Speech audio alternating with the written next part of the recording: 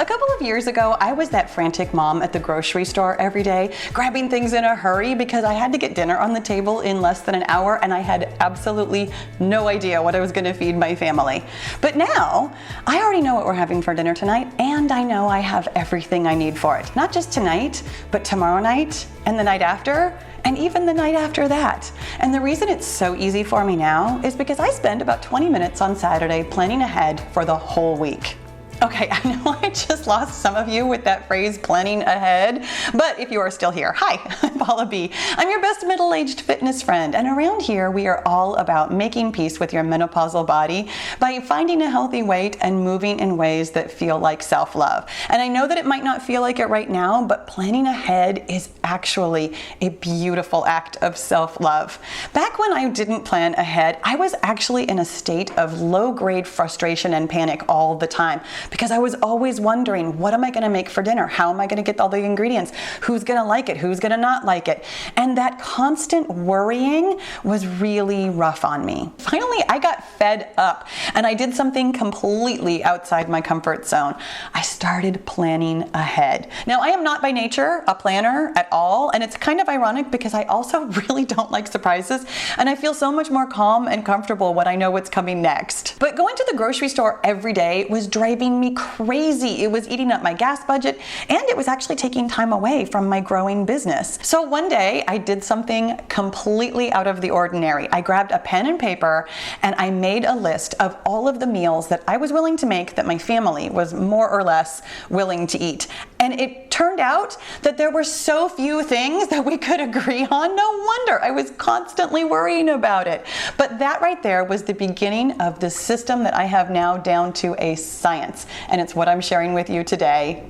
Step 1, make the master list. Like literally get out a pen and paper and decide what kind of meals you're willing to make that other people are willing to eat. This was the tricky part for me at first. There were plenty of things that I was willing to make that people in my family didn't want to eat, and plenty of things that they were willing to eat that I didn't want to make. So I had to figure out what could meet all of our needs. For them, like I said, it was just whether or not it tasted good. For me, on a busy weeknight, I want to make sure that dinner is done and on the table in 30 minutes or less, and ideally uses, I can go up to 3 pans, but truly I prefer it if it's 1 or 2, and bonus if it's only 1 utensil. I spent time thinking about quick and easy recipes that tasted good. On weekends, I'm totally willing to experiment with things that take longer or are a little bit more dish intensive, but weekdays, it's got to be quick and easy. And yes, of course I take nutrition into consideration too. When I was losing weight, I actually spent some time with every single one of my main meals and I put them all into my tracker.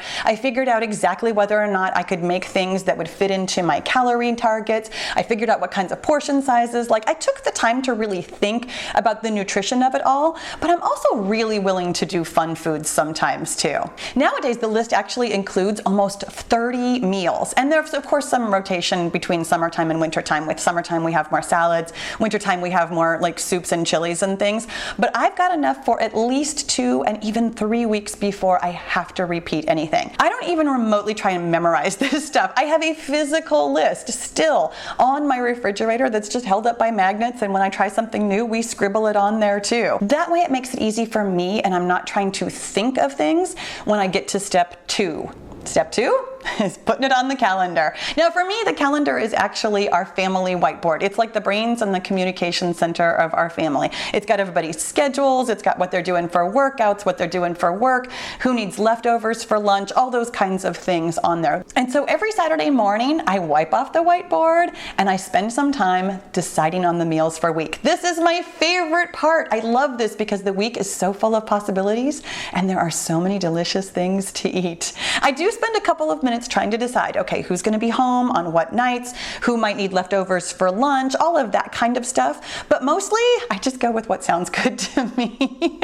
And sometimes I do a little something special for myself by planning on leftovers for dinner. Bonus! It's a night of no cooking and easy cleanup. And then comes step 3, which is filling out the grocery list. And I will tell you that this is my least favorite part, but mostly because it really took me a long time to get good at this. I struggled for months with still forgetting some of the items that I would need, and so I was still running to the grocery store like at least once in the middle of the week. Don't let that throw you off if this system doesn't feel easy right away. It's gonna take you a while to get into it. What was hard for me on this one was really figuring out all of the ingredients that I needed for meals that I used to cook all the time. I wasn't prepared to think about all of the things that they would need. So now what I do is I picture myself cooking the meal. Like I picture myself pulling things out of the refrigerator. I picture myself pulling things out of the spice cabinet. I picture myself pulling things out of the pantry. And then I ask myself questions. Does this need oil or nonstick spray? Are there any condiments or spices or garnishes?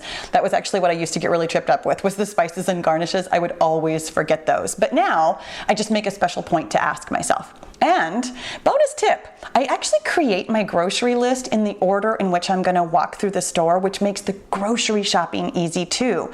So I start with the fruits and vegetables, and then I do the dry goods where I'm walking in and out of the aisles, and then the cold section and the frozen section, and then if there's any like weird household stuff I need or cat food or any of those things, and then I finish up with bread, which is right next to the checkout aisle. And then step 4, you guys, you just sit back and enjoy all your free time and brain space. I literally never worry, ever, about what we're having for dinner. Everybody else in the family knows because it's on the whiteboard. I've been grocery shopping. It is a done deal every single day. And it's all because I spend about 20 minutes on Saturday mornings just thinking about it and planning ahead. And I know you're gonna ask me, what are some of these go-to meals? What is on my list? Well, I have already made a video for you about 5 of my favorites, and it's right here in this video. I'll see you over there.